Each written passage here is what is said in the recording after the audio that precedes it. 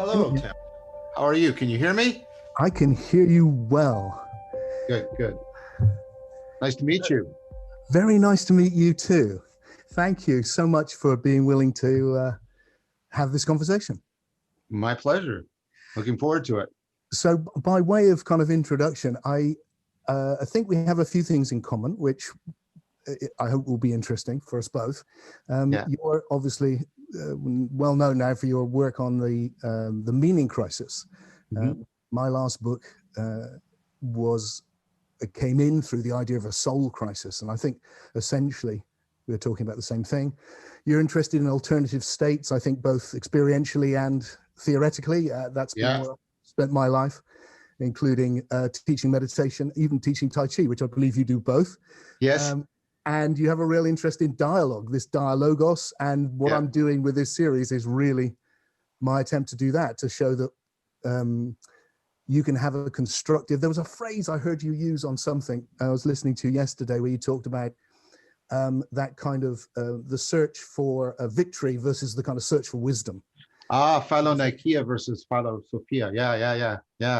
And that's really resonated deeply with me. And part of what I'm hoping to kind of explore and show with this kind of series of conversations, which just happened by accident, really, is to get together with people I find interesting and explore ideas where we can agree and disagree, and just like move around a space, and at the end, hopefully, end up feeling a bit wiser. And anyone who wants to be a voyeur on that process can also maybe feel the same. That's the intention. Excellent. Well said. And my way in, to just start us off and see where we go, because it's my nature really, is to just start with the impossibly big question, which is, like me, you're getting older. Life is short and wonderful. What do you think it is that we're been experiencing for all these decades, and what have you made of it?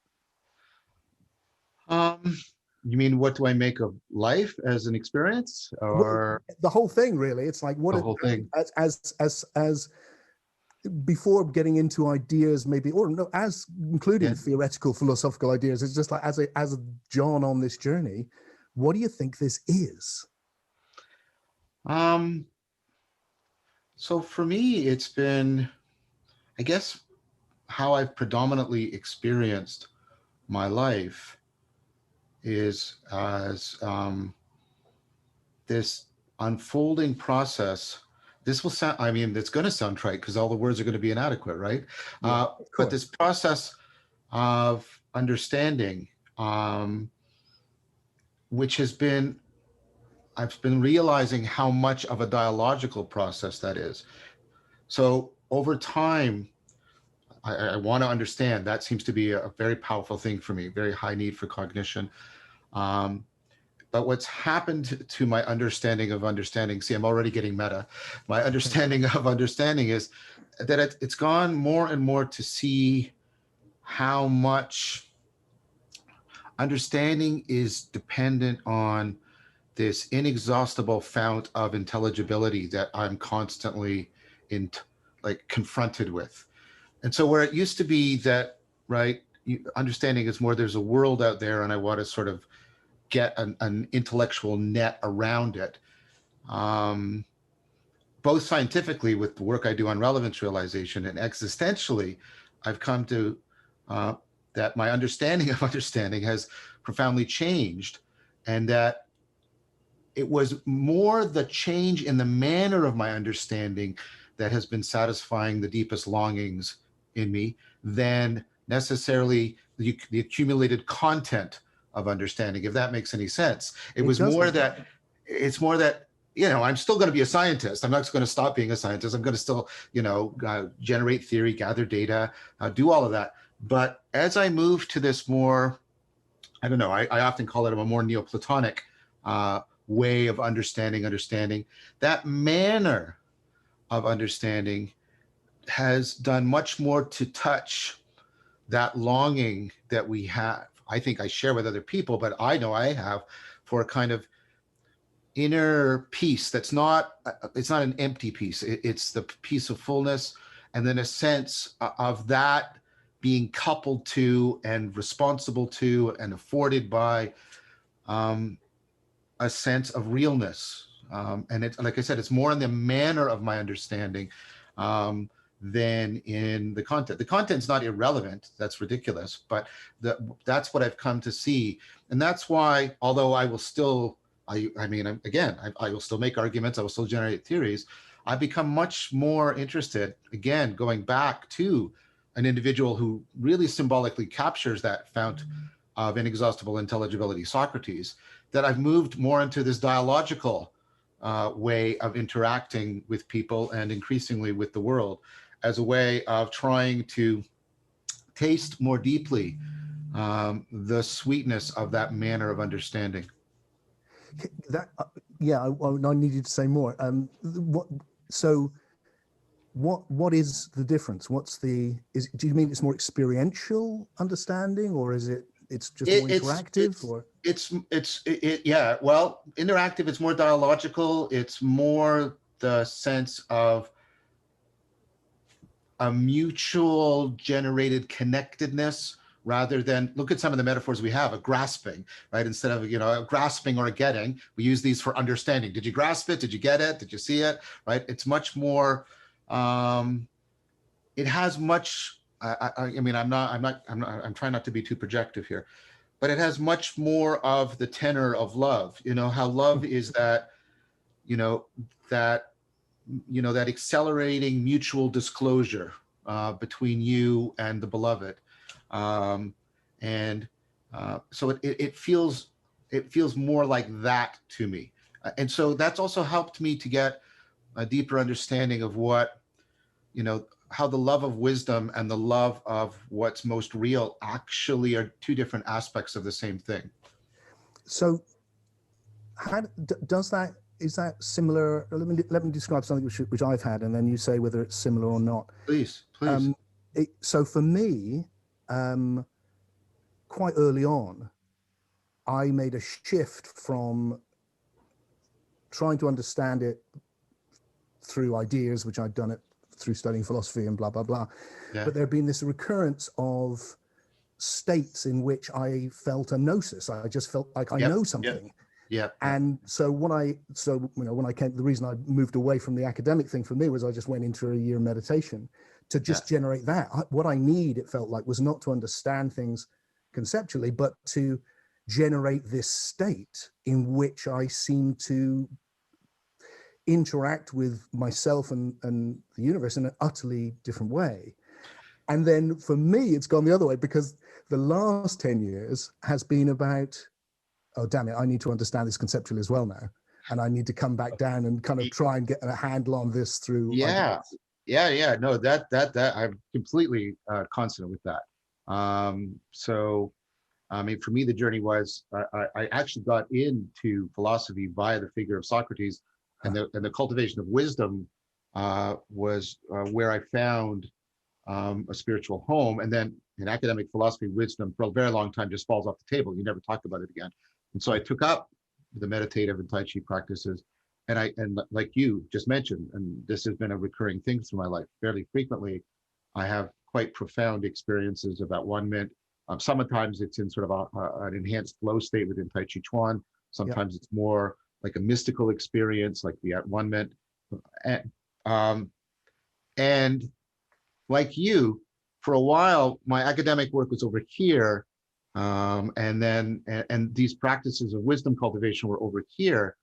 But then two things happened. I've encountered 4E cognitive science, in which these things are taken much more seriously from really good, I think, cutting edge cognitive science. And on the other hand, I started to encounter, the figure of Plotinus really made a huge impact on me, because I saw the capacity for, like, when you're reading Plotinus, it's like you're reading this argument sort of on one hand, and on the other hand, he's taking you through, what Hadot calls a spiritual exercise, and you're doing these two things. And I saw, and when I saw that, I was, and I aspire to that in my work now. So it sounds very, very similar. A good way I would put it in response is that dialogic is not only between me and the world, that manner I'm talking about. It's also between these different ways. I talk about 4 kinds of knowing and things like that as a way of trying to articulate the dialogue. And I've come to see that there's not only are there forms of understanding within each kind of knowing, there's a deeper kind of understanding between the kinds of knowing. And yeah. What do you mean by that, John? Oh, well, Really so what I mean by that is, so based on my own work and the work of other people in 4E cognitive science, I talk about 4 kinds of knowing. I'll just quickly mention them, and then I'll talk about. Great. Okay, so the one we're most familiar with in our culture, because it's also most associated with language and the kind of scientific world we have, is propositional knowing. This is the knowing that's carried in propositions. It's about believing that. It comes with a sense of conviction. And then there's procedural knowing, which is knowing how to do something, like catch a ball. And it's not carried in propositions. It's carried in sensory motor patterns. The result isn't a theory or a belief. It's a skill. It doesn't give you a sense of like truth or conviction of truth. It gives you a sense of power, right? So each expresses realness to you in sort of a different axis. And then there's perspectival knowing. You and I are engaged in it right now. We have a salience landscape. Things are foregrounded, backgrounded. We have this interpenetrating state of mind and situational awareness, right? Which tells me what it's like to be me here now, right? And so I'm sober, right? And I'm in a certain mood, and this situation is a dialogic, all of that. And we have this metaphor perspective, and because we're trying to capture something. And what people seek in there is the normative thing isn't truth or power. It's when we know this now because of VR work, virtual reality. People seek a sense of presence. This is the thing they want to so in VR, a game is really good if you're really in the game, if you're there. I've also studied with Dan Chiappi, the scientists who move the rovers around on Mars, and they look for people who can be on Mars, right? Not just have the technical skills or the theory, but can get to that place where they feel like they're on Mars, right? Through the rover, that sense of presence. And you know that, you can even sense that when you're with people, like you can be talking to somebody and the propositions can be smooth and the conversational skills are there, but you can tell they're just not, right? They're not really fully present with you. So there's that sense of presence, which is really important, hard to articulate, but really central. And then below it, and making possible all the other ones, is what I call participatory knowing. This is the knowing that doesn't result in belief or skills or a sense of presence. It results in affordances. It's the way in which biology and culture and the own dynamics of my cognition mutually shape the world, either physically or psychologically, and me so I could get what I call an agent arena relationship. So here's, right, biology shaped my hand, so certain things of a certain size were graspable. Graspability isn't a property of the cup, it's a relationship. They mutually shape, right? And then culture has shaped it. It's a tool for carrying liquids. And I've been taught how to drink with the cup. You have to teach kids how to do that. So we're mutually shaped. And then my ongoing cognition right now is I need a drink. And so I can tap into all these affordances, make this salient to myself, and, well, take a drink. And so those are all the kinds of knowing. Now, one more point to make is there's a distinction that's growing in the literature, by the way, especially the philosophy of science literature, between knowledge and understanding. It's not meant to be like a black and white divide, right? But a shade of continuum. But the idea here, and this is something very dear to my heart, is that what understanding is grasping the significance of what you know, which isn't, so you can know, so think about knowing a particular fact, and under different contexts, you grasp its significance in different ways. And sometimes that significance is a belief, an implication. Sometimes that significance is you do something, a skill. Sometimes that significance is you have like an insight and your salience landscape shift. And sometimes, right, that grasping that significance can be at the level of your identity, the participatory knowing. So those are all the understandings within each kind of knowing. But then there's the understanding of how is my perspectival knowing significant to my procedural or my participatory or my propositional. So how are how pieces of knowledge significant. It's how is each kind of the knowing significant, grasping the significance of one kind of knowing to another kind. So think about when you deeply love someone, right? Like you don't just have beliefs about them. You don't just have skills about them. You don't just have shared states of mind. You do something more, of course, you bind your identities, but you do something more than that. The binding of the identities has an impact on how you share experience, on how you shape skills for each other. Like, do you see what I'm getting on how I do. So not only do you grasp the significance of your beliefs and your skills and your states of mind and situation and your states of self and identity, you grasp the significance of each to all of the rest. There's what's called a positive manifold between all of those. And I think that's the deepest kind of understanding. And I think that's an integral part of wisdom.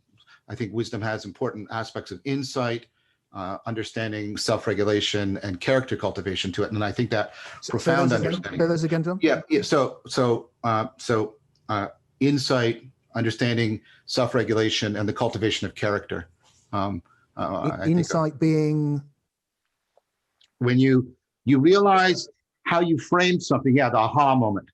You realize that your way of finding things relevant and significant was actually thwarting you in solving a problem or achieving a goal. And what you have to do is you have to do that reframing, that restructuring. And insights can vary both in their depth. You can have sort of a shallow insight about, oh, right, you can think about this that way. You can have a more profound propositional insight like Einstein. Oh, wait, gravity and acceleration are two different aspects of the same thing.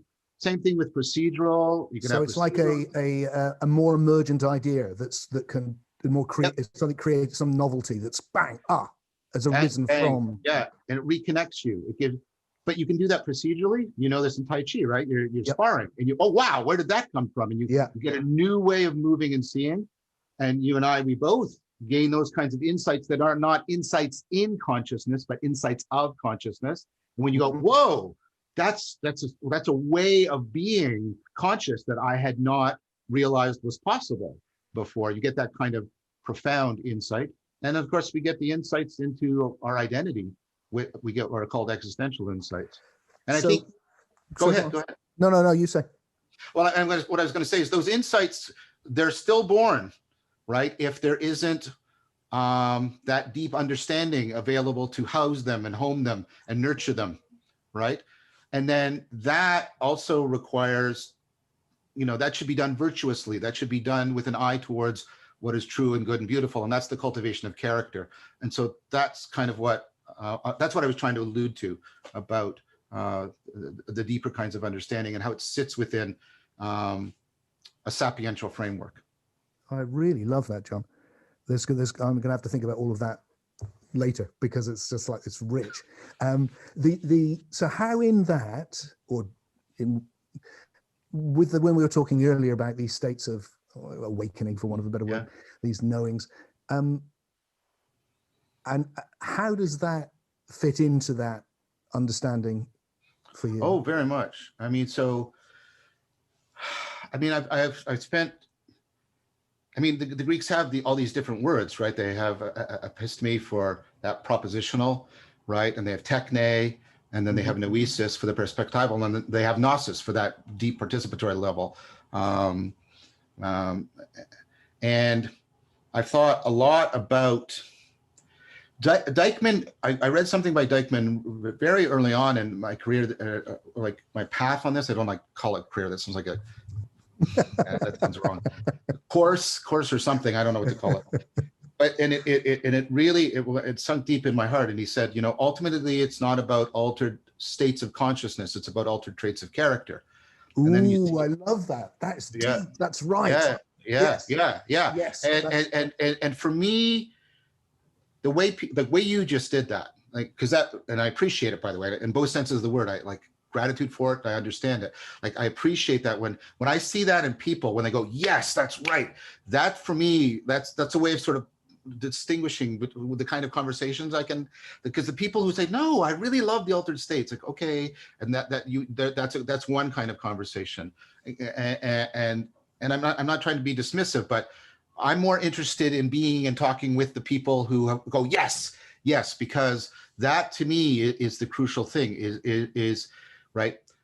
And so what I'm trying to get at is, I think Gnosis is that kind of participatory knowing that does that bridging, that does that bridging between altered states and altered traits. So I see this as within an aspirational framework. This is based on the brilliant work of Agnes Callard. She talks about the fact, and it's also the brilliant work of L.A. Paul in Transformative Experiences. We literally wrote the book on transformative experience. Beautiful. I know Lori, she's a brilliant thinker. And so the way to get at this is to maybe first confront the problem, because I want to capture something of what the Gnostics saw in Gnosis, which it was a solution to some profound kind of problem. I'm not espousing necessarily all the Gnostic metaphysics, but I want to get into the problem, right? Yep. So if you'll allow me, I'm trying to do what Hans Jonas did. I'm trying to pick up on sort of the existential phenomenological cognitive aspects of it.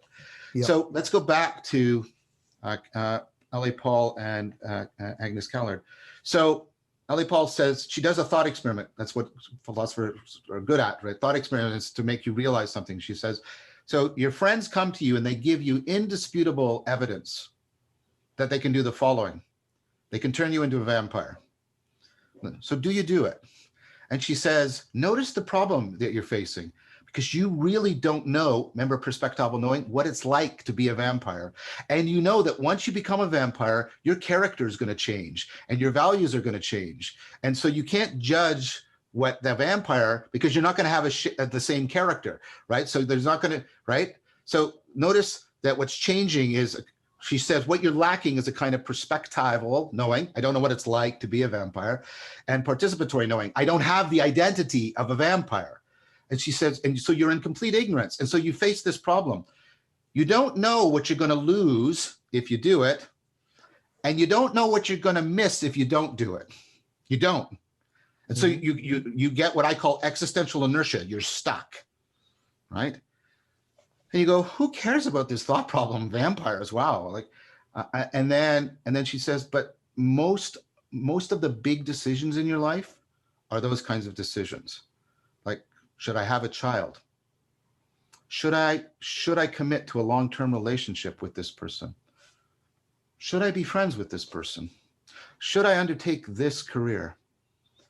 And then that's the problem as Lori poses it.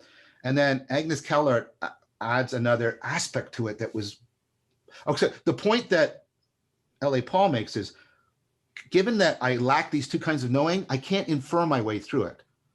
I can't, well, what I'll do is I'll weigh the probabilities and the utilities, but the probabilities are unknown to me and the utilities are all going to change. I can't use inferential, I can't infer my way through it, right?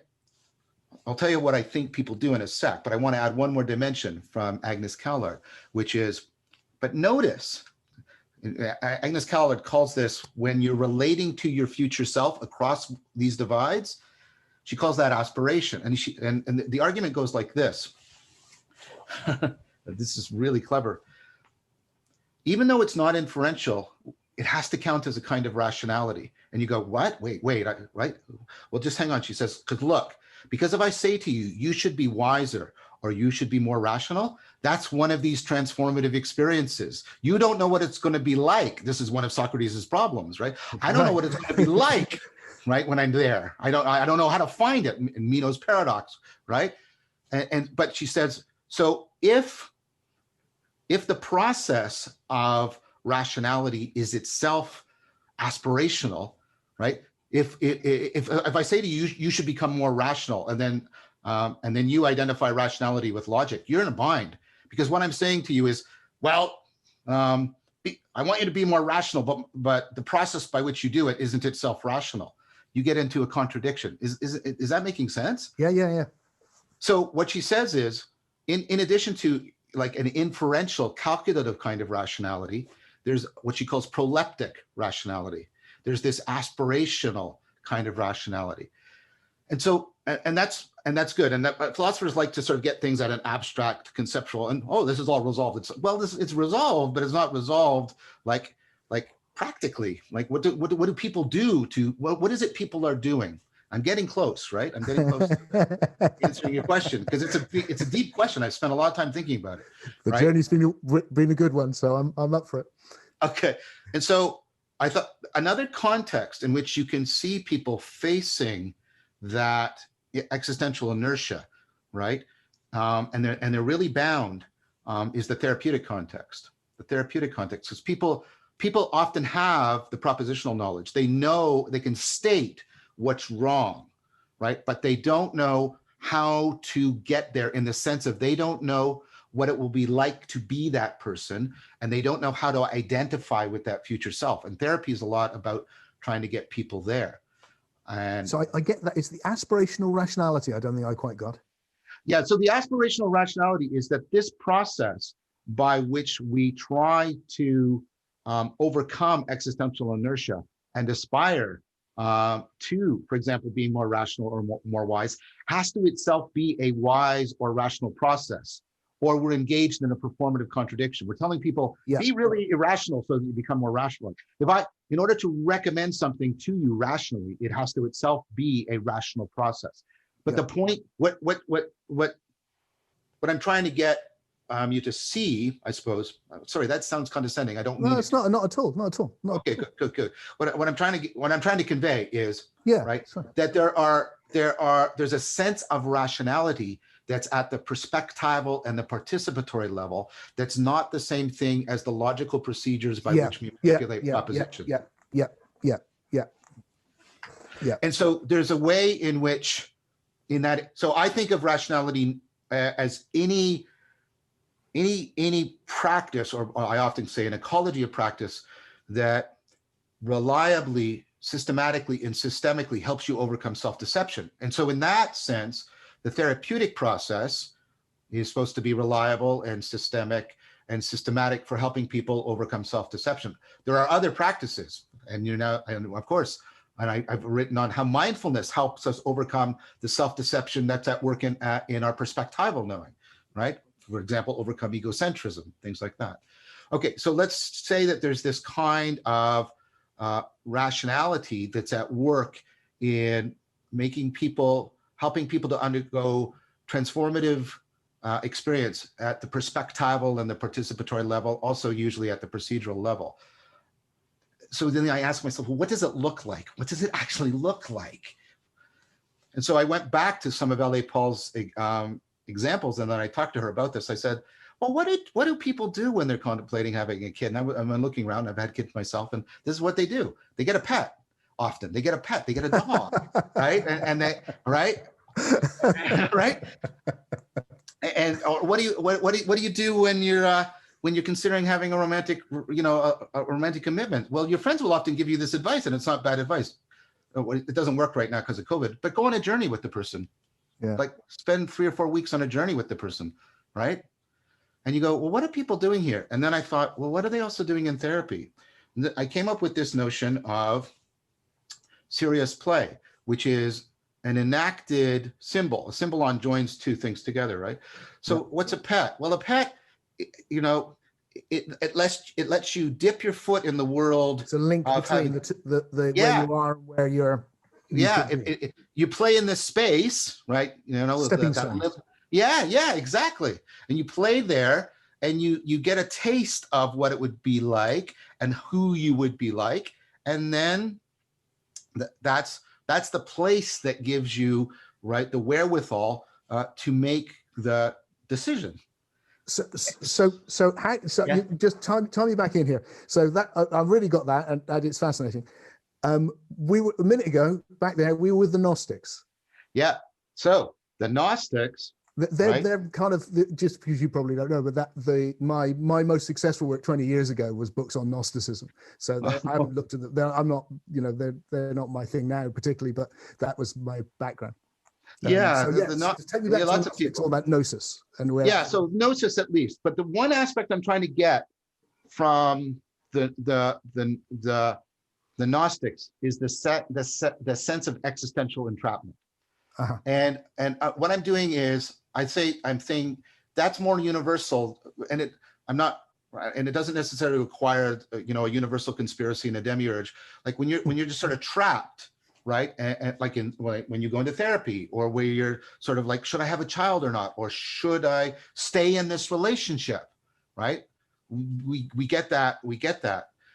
And what I think of Gnosis is Gnosis is the serious play we do with our perspectival and our participatory knowing, so that we can transformative experience, so that we can come into conformity with an identity and a way of seeing and being that we don't yet have.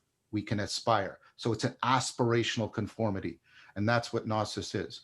So say that one more time, John, so I absolutely make sure I've got what you're saying. Say it again. Well, and then I'll try and show you how I think it plays out in at least not all of Gnosticism, because Gnosticism is, it's a heterogeneous thing. Crazy, mad place. Yeah. But one sort of theme that wasn't even specific to Gnosticism.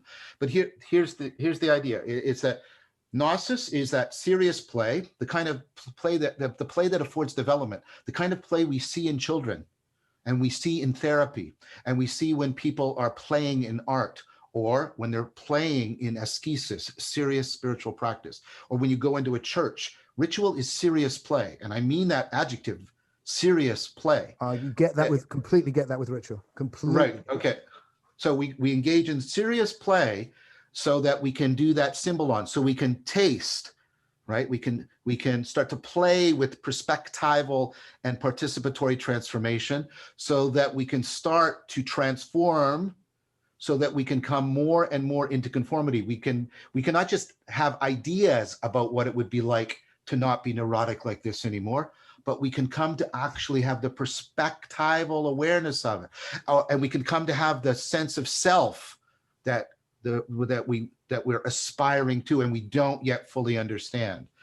And so that's what Gnosis is. So that big shift, it feels like a big shift always. Yeah. Where you called it at-one-ment. Yes. Yeah. Where you're no longer the isolated skin bag, but you're the whole thing. Yeah. That really captures it for me, that kind of where your perspectival knowing is completely woofed, and your sense of yourself is just wow. And well, let me try this on you, because the other thing I definitely want to mention to you is this word transjective, which I told you when I was emailing you I've been using. I didn't know. Someone told me later, and I thought, yeah, that's where I got it from, listening to you. And I can't remember how you actually used it, and I might have been misusing it, and who knows. But I'll try and do it as quickly as I can. But the vision which I've been exploring, is the narrative I've been exploring, is an emergent evolutionary narrative, which has spirituality within it instead of exiled from it, so that a big aha moment for me a while back was losing the idea it's all one, and gaining the idea it's the one in relationship with itself. Which allowed me, and just in passing, I see that relationship with itself as transjective, that it's a subject object, but they don't exist independently. Everything then becomes relationship, everything on the physical level, time, space, energy, everything. But also so that what's emerging through these 14 billion years of evolution is relationships between information, or information systems, or intelligence systems, really. And the ground of that, when I think, well, if that process, the fundamental hypothesis, philosophical hypothesis, if you like, that I'm exploring is, this moment looks like it's a constant process of one thing following another based on the past. Right. If the whole thing is that, then everything is evolutionary. There is nothing which is not evolutionary. Can we put everything within that evolutionary one story of emergence, of novelty based on the past, where the past informs of what's coming, so that all the qualities of existence come down, are emergent? And then I go, well, okay, so what's the most, this is quite Neoplatonic in a way, what's the most what's the simplest quality? What's the one quality that everything has? And the word that comes to mind for me is being. Yeah. Everything is being. Yeah. So you've got a quality of being which is going to arise as subjective and objective being, which is actually the relationship, that everything is both, interacting with each other on this journey. And then by the time you get to us, who've developed this psyche and this ability to process the information conceptually and with all those different levels, which have all built on each other of psychic processing, it seems that we have more and more of us gradually, from some early pioneers, have started to develop the ability to process it in such a way that you suddenly go, oh, there's one being. Mm-hmm. And I am that in relationship to itself. I'm still Tim. I'm still this intelligence system. I'm still this person. I'm completely individual. I'm never going to be John. But John is also me. And suddenly there's that gnosis and the love that you mentioned, this massive love. Just like everything goes poof, and you're in that. And it becomes then this fruition of the universe coming to know itself. And the thing which I love about that is it feels, when you say, I want to understand, and of course I'm the same, I want to experience it more fully and I want to understand it more fully. And some people don't, but it feels like, oh, well, that's what this one thing wants to do through Tim. That's what it wants, to understand itself. And I can feel that. Other people got different things. That was beautiful, Tim. I'm in a lot of agreement with that.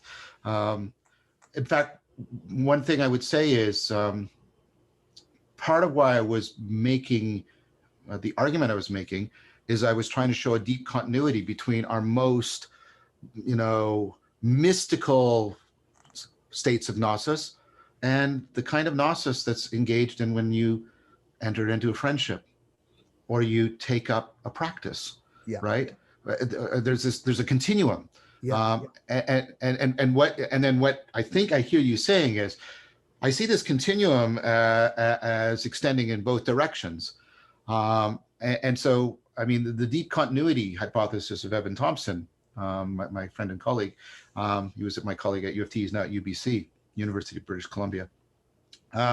This idea that, there's deep continuity between our conscious states, the principles at work there, and then, our unconscious states, and then there's deep continuity between our cognitive states, both conscious and unconscious, and our biological processes, and then there's deep continuity between our biological processes and those of self-organizing systems in the world, and then there's and then you can also see distributed cognition up, and systems and ecologies, etc. And so, and like you, I see that as a rebirth of sort of a Neoplatonic vision. And so even the subjectivity, objectivity, for me, that is a particular expression at sort of the level of consciousness of the fact that, like the way you said it, the oneness that the Neoplatonists talk about is not just the unity of all and not just the uniqueness of each, but that which binds the unity of all to the uniqueness of each, right? And so for me, the sort of the emanation downward, we have to use these spatial metaphors, and I know you'll be charitable with me about them, but the emanation downward, right, so how things become, like Pearl talks about it when he talks about his book on Dionysus. So he talks about, this process of determination, how things become, there's and the Buddhists have a great term for this, the suchness, right? The suchness of a thing, it's unique determination, that about it that cannot be captured by any of the categories it enters into, right? That right, and then the other way, which is the connectedness, the relationship to everything else. And so I see the subjective part of us as a higher expression of that, the uniqueness pole of things, and right, objectivity is when we're trying to point to all the relations between things, and then transjectivity is to remember that those two things are ultimately grounded in what makes the relationship between them possible, and that they ultimately are dependent on that. And so for me, at the level of cognition and how it enters into consciousness, our most prominent, at times profound experience of transjectivity is this phenomena I call relevance realization, that we are constantly, so there is a combinatorially explosive ocean's too small of a word, of information available to you right now that you could be paying attention to. There's equally combinatorially explosive amount of information in your long-term memory. And then if you think of all the possible sequences of behavior you could generate right now, combinatorially explosive. And yet you did it. You just did it right now. You're focusing on this, you're gathering this from memory, and you're nodding, you're stroking, like everything's appropriate. And this is not what your brain is doing. This is what AI helps, like AI, this is sort of people will get upset when I say it, but this is a spiritual implication of AI. AI has made us realize that this is, that you can't, this is not what the machine does. The machine can't check all the information and determine, no, that's not relevant, that's not relevant. It has to, and this sounds like a Zen koan, it has to, it's intelligent by ignoring most of that information, and by ignoring most of this information, and by ignoring most of the patterns of behavior you could now generate. And you do it like that and like that. And trying to get machines to do that, that's the hardest thing. But you do it. And it's like, and it makes like things are obvious to you, they're relevant to you. So one of the big shifts in my thinking that I've been exploring, and this is relatively recent for me really, was because, I mean, my route has been through a lot of Eastern spirituality as well as Western, and a kind of a more consciousness, everything is consciousness route, which I've ended up abandoning. And taking this other route around being. Back to which, and seeing consciousness as emergent, because it seems like it definitely is. So what I'm exploring, just to enlarge on that previous thing, would be the one in relationship to itself. So that is, if I use the word information as what defines any difference, then you've got the information is the relationship. So, and you've got, and then you've got these information systems which are processing each other and at every level. So that's why for me, I've been using your word for every level of emergence. It feels like, look, it's happening on the very most basic physical level, then at the biological level, and at every level. It's just not conscious. It's just still this relationship. And I mean, I really want to push it and go, look, the relationship is, you can't even say what the information system is apart from the perspective of another one. Right. And so it's only in relationship that you can say what anything is. And that's the ability of the molecule to read that molecule, or this plant to read this animal, or the every information or intelligence system is reading every other one. And then that's like Plotinus, everything is contemplating everything else. Yes, I mean, that's so maybe this is the language I use, and it sounds like it's the same. It's to bring back the idea of real relations. So to basically overturn the nominalism of Occam and others and say that relations aren't real, they're just mental projections, and say, no, relations are actually real. Yeah. And the degree to which physicists are now seriously considering making information a fundamental thing, that's to acknowledge that relations are real. And we knew relations had to be real because laws are relations, relativity is a relation. So relations are real. Now that's not the same thing as saying all relations are real, but that we have to acknowledge that there are real relations. Yeah, and I think I don't want to push it too hard, but my sense would be you might even push it and go, they're all that's real, actually. That it's always a relationship, because each subject and object can only be defined in relationship. So it's only when there's the relationship with me to you exist as this, as perceived by me, but for the fly that's flying around your head, you're something else completely. So I mean, let me finish one point. Okay, sorry. No, don't apologize. I got two things I want to try out on you now. I was trying to bring out something. I was trying to give people a phenomenological feel for it. Right. And what I was trying to say is to find. See, we like I said, we can't grasp all information, so we zero in on relevant information, and something that's being relevant is not a property of it or a subjective state of you, because what's relevant to you one second is not relevant the next, right? But to say that the object is just relevant in and of itself makes no sense. So that's what I mean by relevance is something that, right, that it depends on the affordances. The grasp, this cup is relevant to me because it's graspable, right? And the affordance, remember I said the affordance isn't in the cup or in me, it's between us. Yep. And similarly, the relevance isn't in the cup, it's between me. Yep. So relevance is the primary way. So what I'm trying to argue is it is absolutely central to your cognitive agency. That's its deep functionality, because you're not an intelligent being if you can't do that. You can't do relevance realization. Yeah. But at the same time, it is phenomenologically your most primordial access to transjectivity, because relevance is an inherently transjective thing. Yeah. So for me, and why this is important for me, in terms of the meaning crisis, is that double nature gives me a way of talking about a deep bridge between science and spirituality, because the science can understand, oh, wait, this is the functionality, but the spirituality can say, oh, wow, I can appreciate that because relevance, because when you really care, that's you finding things like it gives you phenomenological access to transjectivity. You go, oh, that's the beginning of giving people a way of appreciating both the power, the functionality, and the presence of, those real relations. And therefore doing something like what Heidegger wanted to do, which is to reground, right, their ontology in a new way, in a transformative way for them. So the second thing I wanted to say, so you were nodding largely with that first thing, so I'll let you respond to it. I just wanted to say something about the point you're making about it all being relationships. So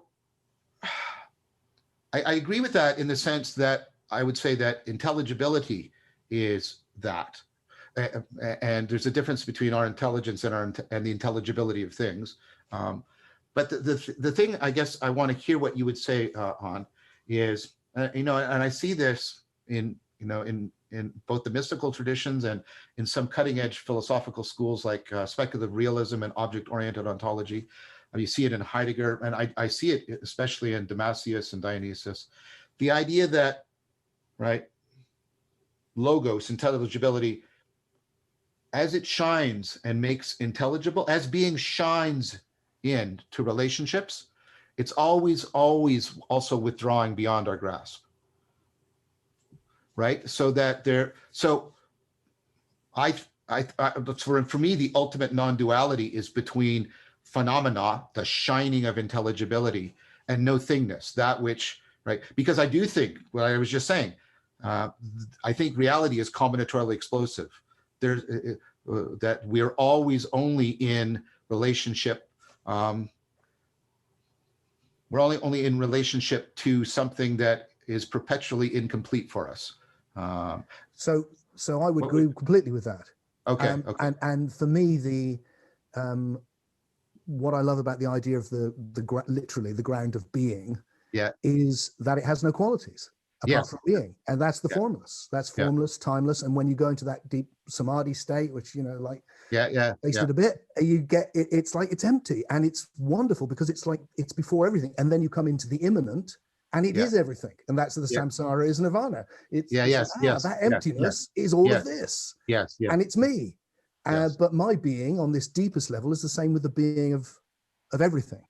And it's always more, because that ground is obviously the potential for everything that's come from it. I'm not saying it's full of little potentials or anything. We can retrospectively say it must be the potential for every damn thing that's ever happened. And it's constantly novel. It's it's always new. Exactly. That's what I meant when I used the phrase the inexhaustible fount of intelligibility, right? It itself is not intelligible, but it's always inexhaustible. Okay, so that's one of the things I wanted to try out on you. There's two things from what you said earlier, but this one, I'll try this first, which is because you the stuff you were saying about wisdom and because that's how I see it too. It's like I don't see the ground of being as another, it's God really, it's not.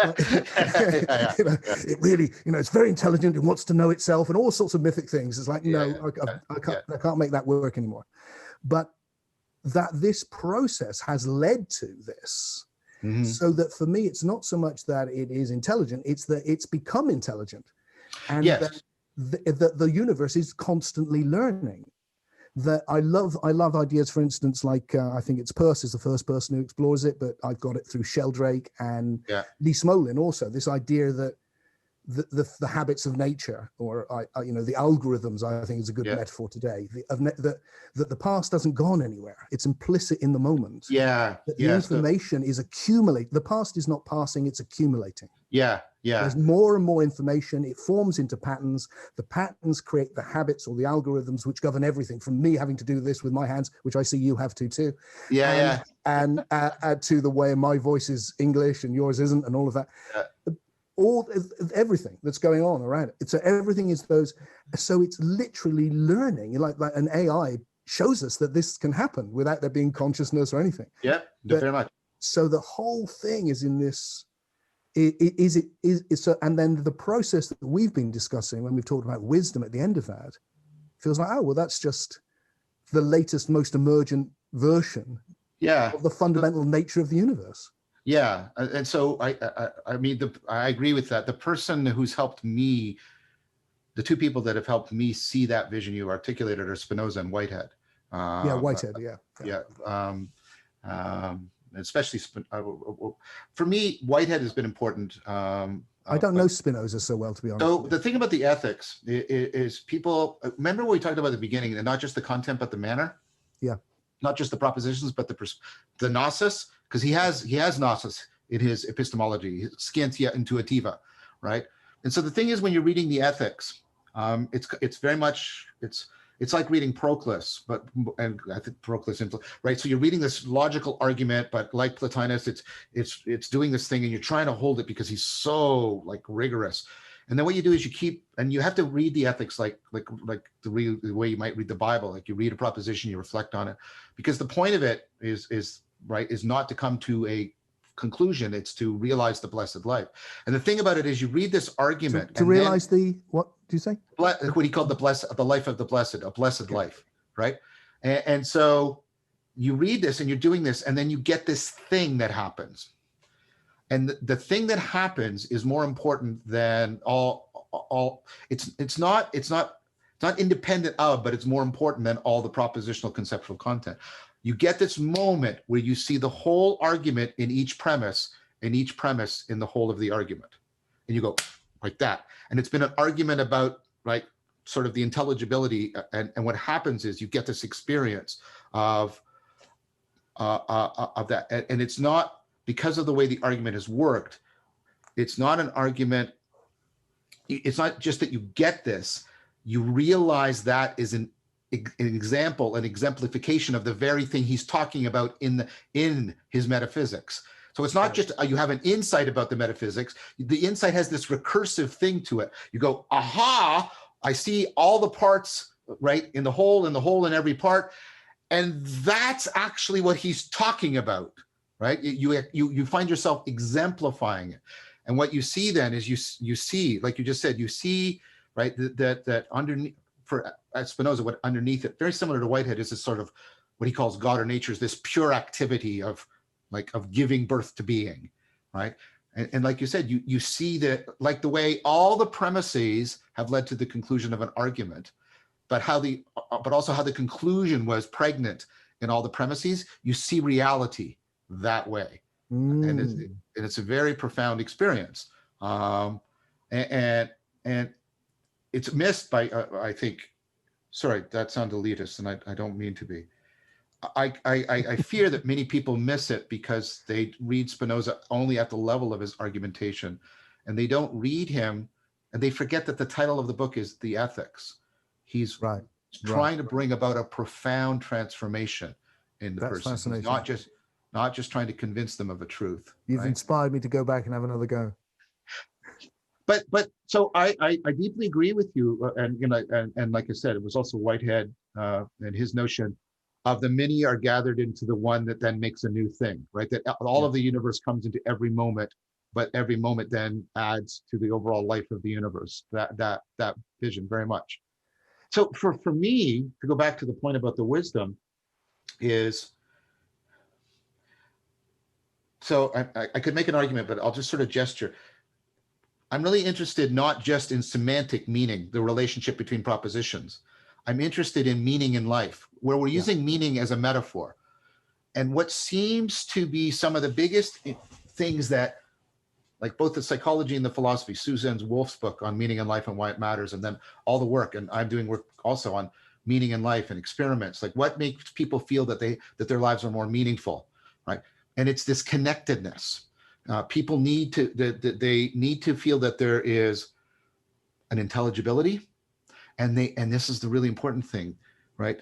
They need to feel that they matter, which means they are connected to something. They often use the metaphor of bigger or larger than themselves, but it's a metaphor. What they mean is they want to be connected to something that has a reality, a depth of significance independent of their egocentric concerns. Yep.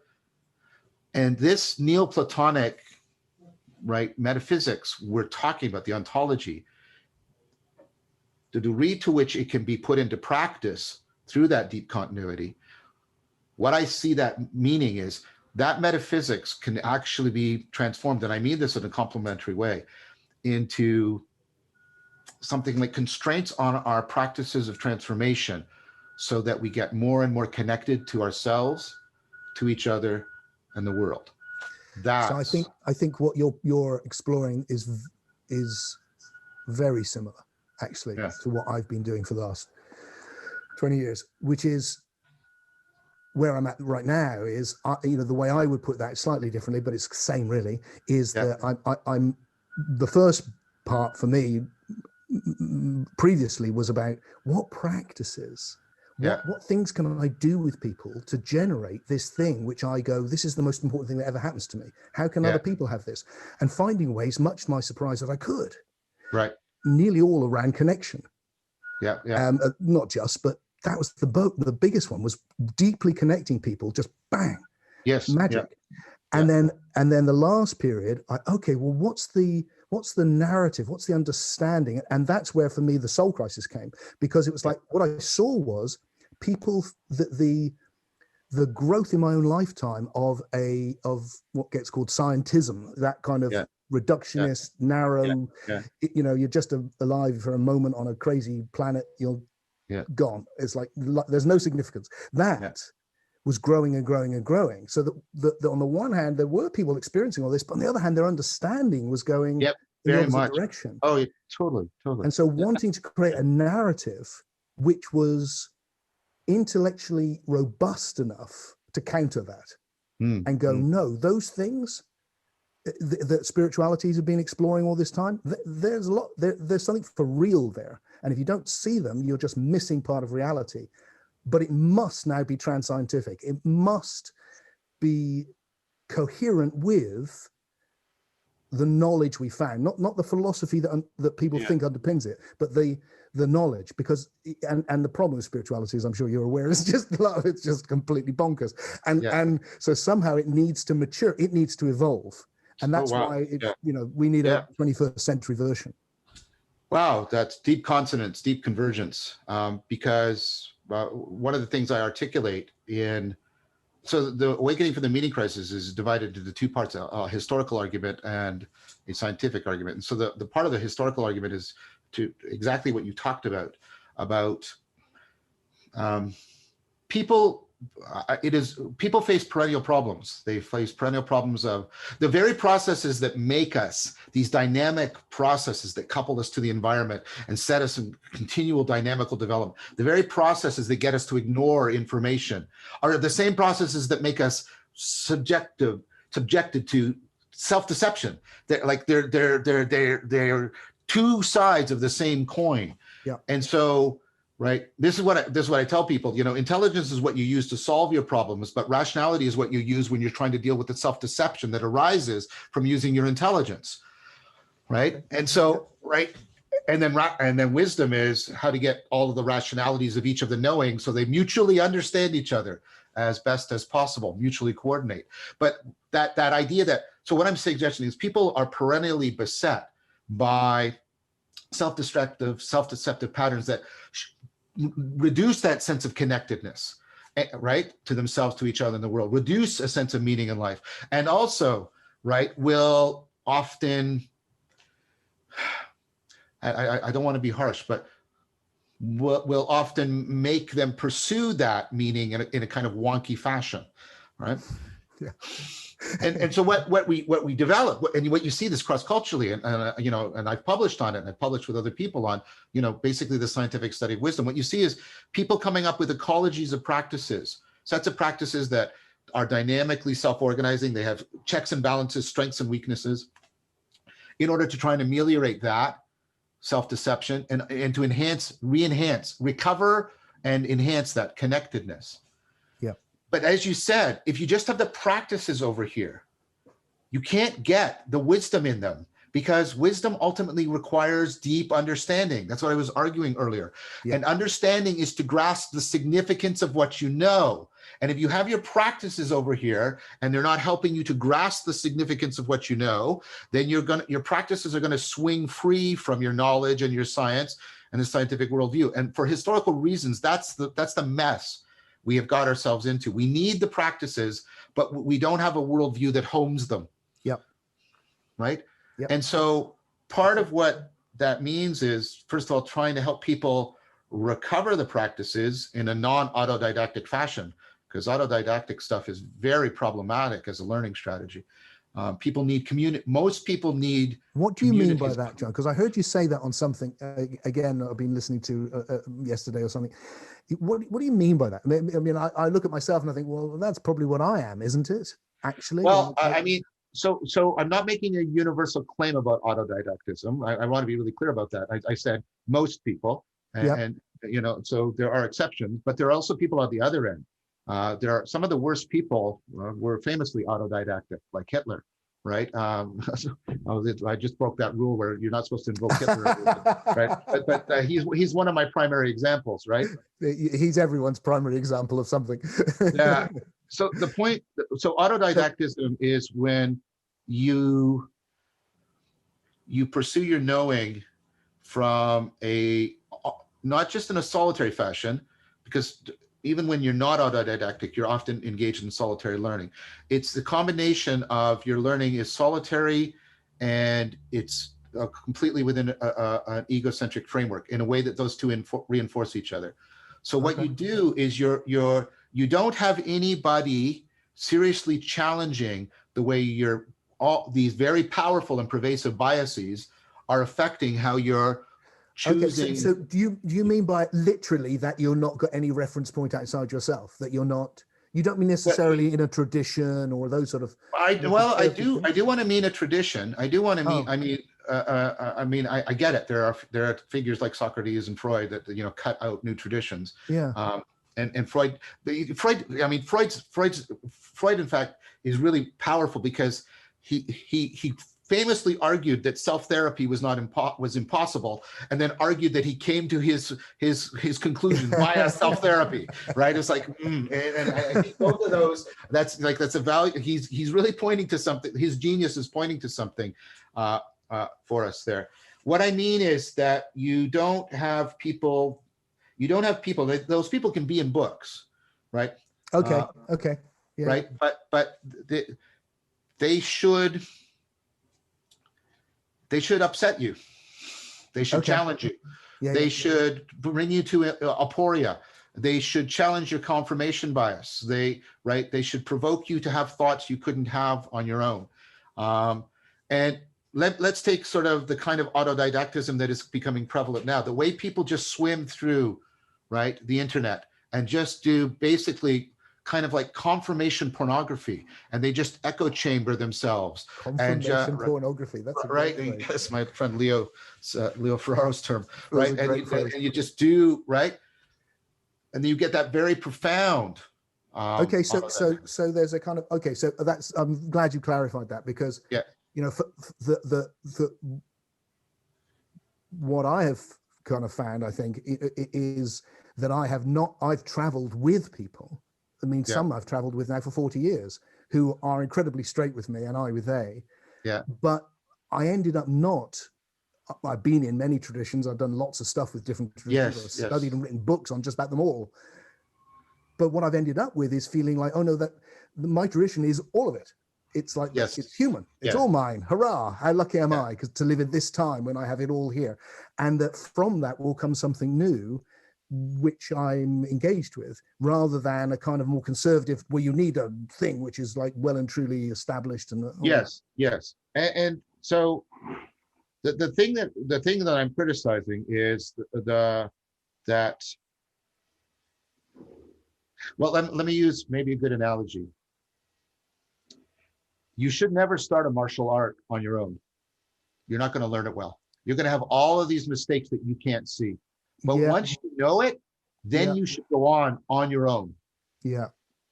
That's what I'm talking about. That's what I'm trying to put I'm trying to use that as, right, that other people can see things in you than you can't see in yourself. Now, that's the essential insight that I'm hearing from you. That one you just said there. Yes. That feels like the insight of it here to me. Yes, I think it is. Which is that, and so in that respect, I mean, that's something which I feel, which applies in this, but it's also like, what you're looking for in your life partner or your dearest friend. Very much. I think Philia is not just directed at Sophia. I think we were seeking Philia for many good reasons in many places. Yeah. So I think that what we have right now is people, like we said, there's this gulf between science and spirituality. And I'm hoping that the kind of work that I'm discussing with you, the way it's Janus faced, the way it points into practice and into experience, transformative experience, and the way it points into cutting edge cognitive science, right, can help put those back together so that we can rehome, we can recover and exact the practices, the ecologies of practices from the past, and rehome them in a worldview. That's such a lovely way of putting it.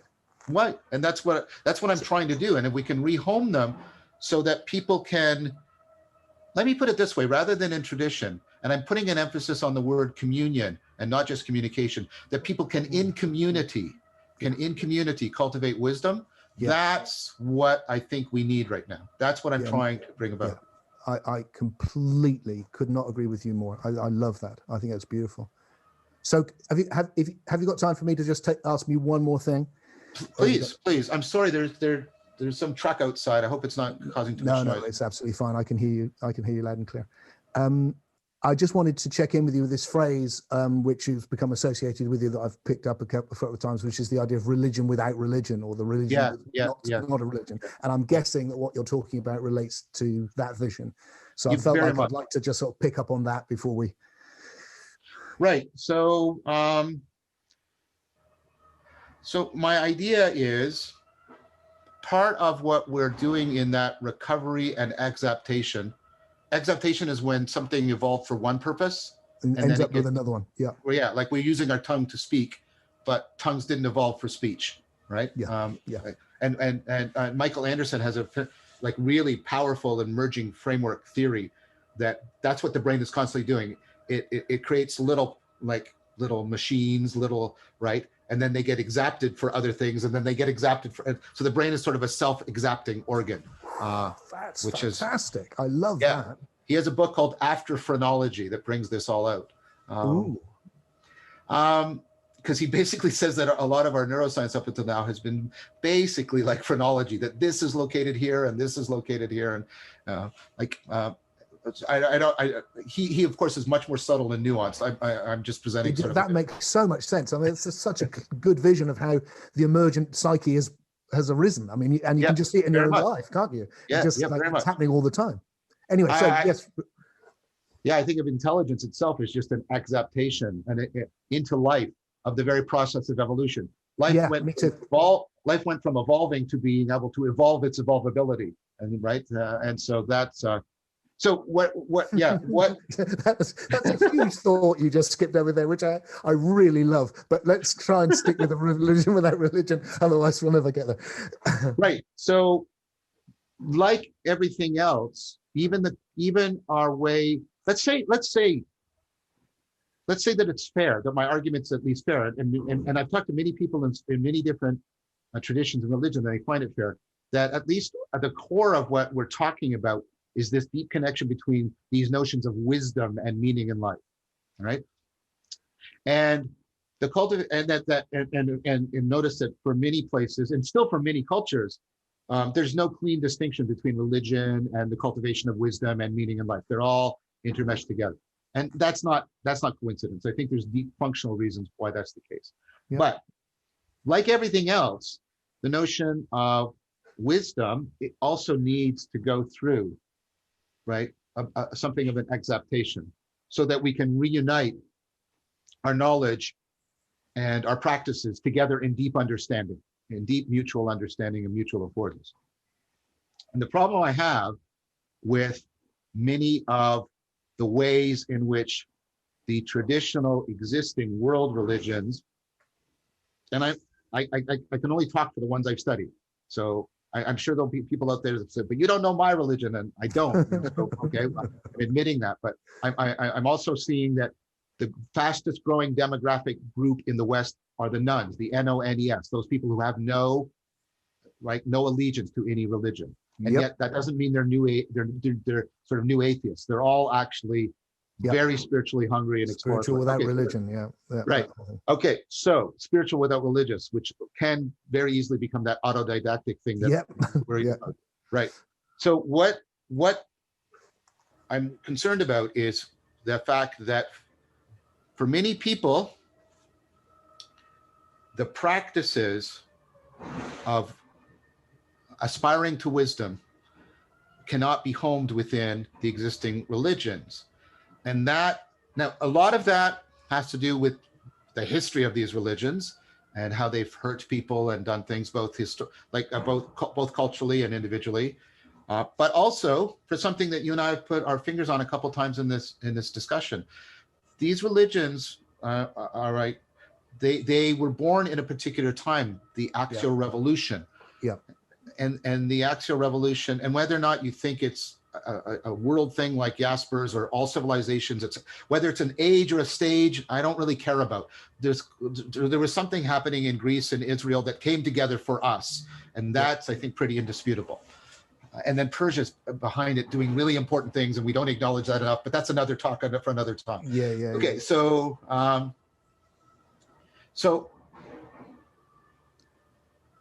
there's a change in how, and this is where Charles Taylor really has a deep influence on me. There's a change in the notion of wisdom, and people, right? So while wisdom is perennial, the way people envision it, and I'm trying to get a word that captures both understand it and practice it. The way people envision wisdom went through a fundamental change, and it was corresponding with a change in the worldview. So in the Bronze Age, you have what is called what Taylor calls a continuous cosmos. You have a sense of a deep continuity between like the natural world, the cultural world, the gods, and so the relationship between them is very much a difference of degree. Mm-hmm. And that's why the gods, for example, are not moral exemplars, because morality is a difference in kind, right? Yep. And human beings can become gods, and it's not just a symbolic thing, and it's not a preposterous thing. It's just it's a literal thing for people, etc. Right? And then you have the Bronze Age collapse, which is the biggest collapse of civilization ever. And so for me, that's analogous to the asteroid hitting the Earth, and right, you get a mass extinction, right? And so all the dinosaur empires die off, and all these little mammal kingdoms can now speciate and experiment with all these new ideas, and they develop new psychotechnologies, new tools for the mind, new tools for enhancing your general capacity for processing information, like alphabetic literacy. Think about if I took literacy from you, your ability to process information, store it, even information about yourself, right? It's collapsed. So are you seeing there with that? I just want to pick up on that because that's so interesting. So with that collapse, are you suggesting that might be the root of this anti-world vision, where it's get away from here? This is don't come back to this shithole. Let's get out. So that's the which negative you side don't of see it. in the ancient shamanic cultures and all of that. Yes, exactly. So that's yeah, you have this collapse, and that like sears itself into the cultural cognitive grammar of people, Interesting thought. right? So there's that, and then there, right, and then it looks like it's also bound up with a cultural revolution of some kind, because the people are burning their own palaces, and like there's stuff going on that we don't quite understand. But anyways, but there's also the speciation, like the mammals, new things are invented. So what you had literacy in the Bronze Age, but it's cuneiform, it's hieroglyphics. It's very hard to learn, and your job could be to be a literate person. You're a scribe, and that's a great job, right? You don't meet anybody today. What's your job? Well, I can read and write. Well, no, right? And alphabetic literacy makes that possible. Yeah. And the Greeks also add vowels, and they standardize the reading direction. And so what happens is, like I said, think about how much your problem solving depends on literacy. You get this massive empowerment.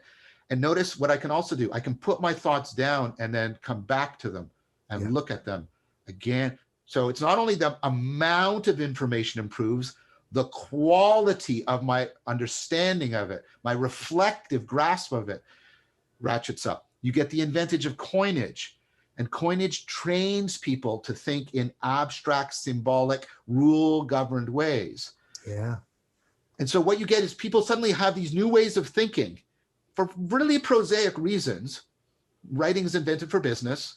Money is invented for business and war, right? But once you've internalized these psychotechnologies, these changes are there.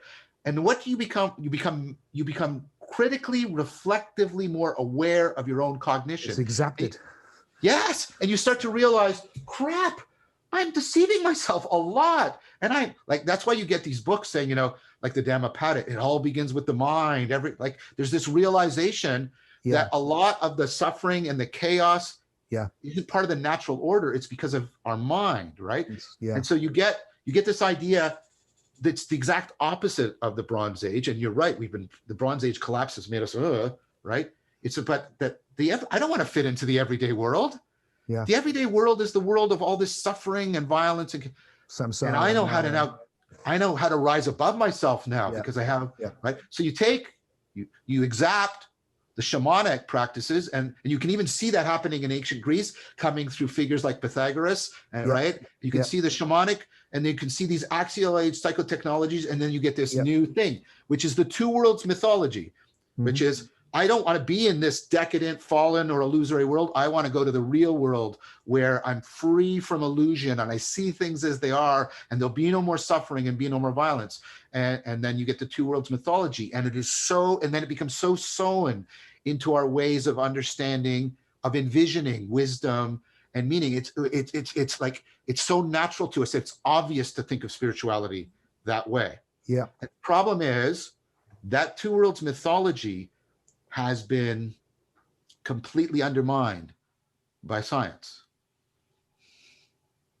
Like as a way of trying, because science is much more, it's not the same, but science is returning us to a deep continuity, a continuous cosmos. You were doing it earlier, the deep continuity from information all the way up. Yeah. Right. And so we're suddenly in a different world in science, which is a continuous cosmos, and yet we're still practicing our spirituality within a two worlds mythology. And I see the religions as, I want to be very careful. I really respect people who find, and I enter into good faith dialogue with them regularly and reliably, and I learn from them, and they say they learn from me. And I don't want to besmirch that at all. But they also know I make this criticism. I see the existing religions as still bound into that cultural cognitive grammar of the two worlds mythology. And what we have to do is somehow get wisdom out. Can I try this on you then, John? That was absolutely stunning. I really enjoyed that so much. I can't tell you. There's so many good ideas there I want to think about, and relevant to me, because a lot of what I've been doing with people and trying again to do it in a respectful way is going, look, we have a spirituality which one way or another seems to be based on a mythology of the fall. You're Yeah. already perfect. You've forgotten. God himself or itself Yeah. has fallen Yeah. into a dream and got Yeah. lost. Yeah. It's Yeah. all about, it was perfect and now it's fucked. Yeah. And Yeah. you can get out, but you have to get, and the price of getting out is you're not an individual. You're not really, separateness is an illusion. Everything's an illusion. And there's that kind of negation of the world, that negative gnosis to get back. And that's not what I experience. What I'm experiencing at this stage in the journey is the opposite of that. Yes. Yes. Like this huge evolutionary current leading to gnosis. And what I've ended up trying to articulate philosophically is that the two worlds thing, it to me comes, I kind of root myself in a kind of phenomenological examination of the moment always. So when I look at the moment, I see I am always experiencing two worlds. Right. I'm always experiencing a world of sensation and a world of imagination. Those are my, that's always there at all time. Well, no, it's not actually. When I dream, I only have the imagination. So that there's a more, that's closer to me than this is really. But those are the two worlds. And so I presume that that's been true of all human beings since the psyche developed. Right. And that when I see the early shamanic cultures, the animistic cultures, the magical cultures, it feels like, well, they're not really just magical cultures. They're busy inventing practical things, tools to do stuff. It's all very practical, but they also have a different form of tool, which is to use symbols and resonance to affect things in magical ways, and art. And so they're dealing with these two worlds the whole way through. And then the transition, which you've just beautifully laid out in ways I hadn't seen as clearly before, is that suddenly this is the real one. Right. And this is the fallen one. Yes. And that we need to get back to this one. Yes. And you get then the ideas of emanation. It's all fallen down, Plotinus, all those things, Kabbalah. It's worked its way, the Gnostics as well. It's the syzygies. It's all come down from this perfect thing, which was already there, into this kind of, and how did we get here? Well, it was the demiurge or something to us. And now we have to get back, to get away from here. And then it feels to me like, is there a way of articulating it which takes that other world seriously, not just as an experience we're having, but possibly like the bardos, like the things which are described when the shamanic places you can go to, when psychedelics, it's a realm, it exists, but it itself has evolved. So that you take the evolutionary current and you don't stop at biology and then this psychology, which is a kind of byproduct, but actually no, a whole non-material domain of existence has arisen. It's information, but on a completely different level, just as we experience it to be. And there's a continuity which has actually led to that other world, not as primary, but as the most emergent, the thing it's been moving towards. That's beautiful. So two things I would say about that is I say one of the things that the scientific world has done, and it's accelerating, especially in the last, since Einstein, right, is it's reawakened us to bottom up emergence as being as important as top down emanation, and so I'm wrestling with that what we're talking about right now, and somebody who's actually had a lot of influence on my thinking. Well, there's two people. There's Nishitani from the Kyoto School, and then there's John Scottus Erigena, because for me, and here, there's so much, but so his notion is of a dialectic, that what you see is, and I have to talk about them in sequence because that's what language makes me do, but they're not in sequence. They are not in sequence. They are not in sequence. But there is the emergence up and the emanation down are completely interpenetrating each other. And you can even see this in science is trying, even within physics, they're trying to get, how does the quantum up emergence interact with the relativistic emanation down? Like, how does the cosmological big come into, of these relativity come into the microcosm of the quantum, and then how does the microcosm of the quantum emerge up?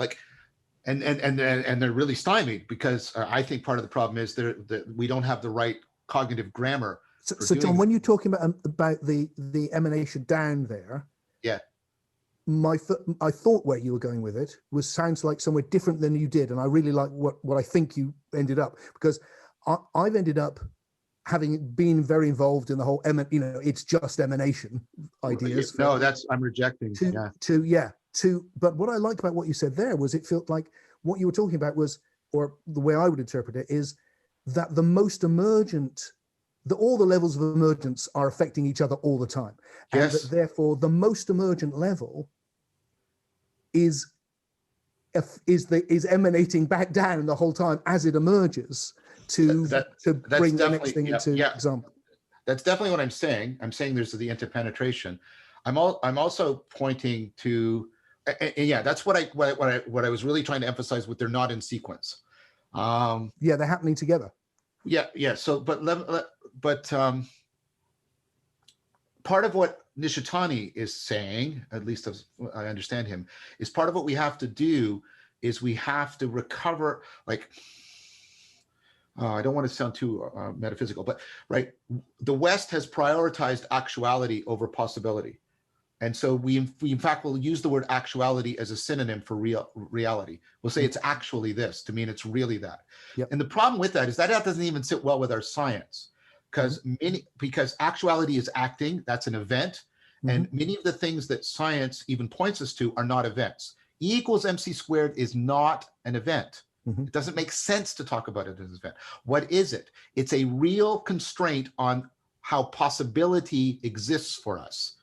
That's what, like you said, that's what it is, right? So, right. And so what you can see, and so this is a big part of current cognitive science, is in addition to causes in which things are being actualized, there are constraints in which possibility, so actuality is shaping how things happen, right? But constraints are shaping how things are possible for us. So I would see, going back to our previous conversation, that the constraint and the possibility, what makes it is the very build-up of information. That what's arisen allows what can arise and limits what can arise. Like this moment now must include the moment before. But I could say anything, but it must include that. And I can't say anything, actually. I can only say thoughts that Tim could think. And they're limited on my previous experience.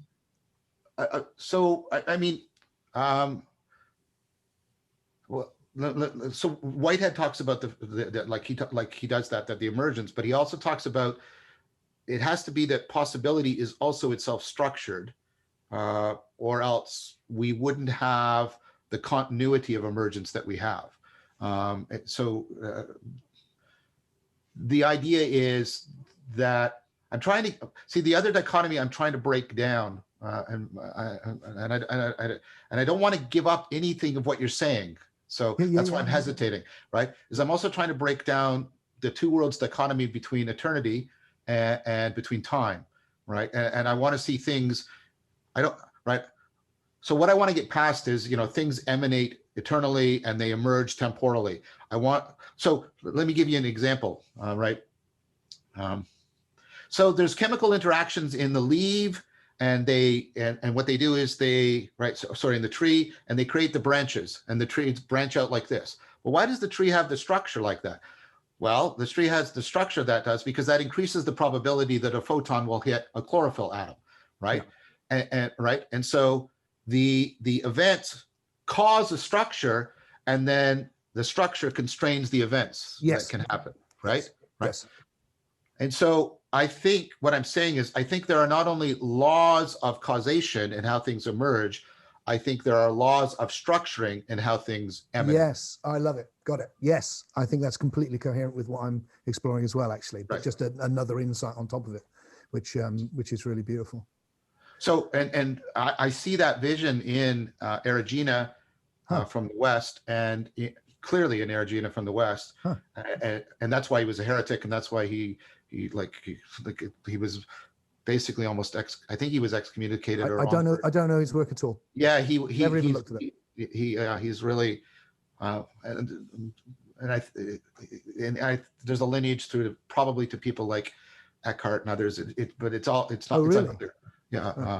It's probably indirect, but right. So, and Nishitani very much in the Kyoto school, and so I think there is a new, And I see many people, you're an example of what I'm going to talk about. I see this increasing convergence to this post two worlds mythology, and we're trying to articulate an ontology that is much more dialectic in nature. And then for me, that's really important, because I think one of the most important emerging practices in community of practices are practices of dialectic and dialogue that are emerging between people. And so, and in Erogenea, you get that wisdom is most cultivated when people are doing dialogos with each other, because not only does that connect us to each other, and right, it actually helps us to instantiate and exemplify the way reality is unfolding. So I think I'm trying to argue that out of deep continuity and what we're getting with these ideas of a dialectic, non-sequential dialectic between emanation and emergence, we can home these dialogical practices that are just popping up. I'm doing all this participant observation. They're just popping up all over the place. And that's not a coincidence, because people want to get past debate. They want to get past philonikeia. They want to get back past debunking and destroying the zero-sum game. They want to get back to communing and together co-creating something that transcends both of them. And so if we have an ontology that homes that, for me, that's a powerful thing, a powerful possibility that I'm trying to help actualize right now. That has to be the thought that's so too perfect. The conversation could go on probably for months for me, because this has been a wonderful example of exactly that. It's just been wonderful to do that. Just been really such a delight, and so much to think about. And I hope we get the chance to further it again at some point. Well, I would love to talk with you again. So if you invite me, I'll come. So I'll commit to that right now. I really enjoyed this. You're going to release this on your channel. If you could send me the files, and I'll release it on my Voices with Vervaeke, I would love that as well. I will do that for sure. I will definitely do that. And yeah, thank you. Let's stay in touch. And I think your work is amazing, but it's been even more amazing to connect with you. I've really enjoyed this. This has been really fluent, really fluid, just wonderful. I just enjoyed it. Thank you so much. All right, until the next time. Thank you, John. Take good care, Tim.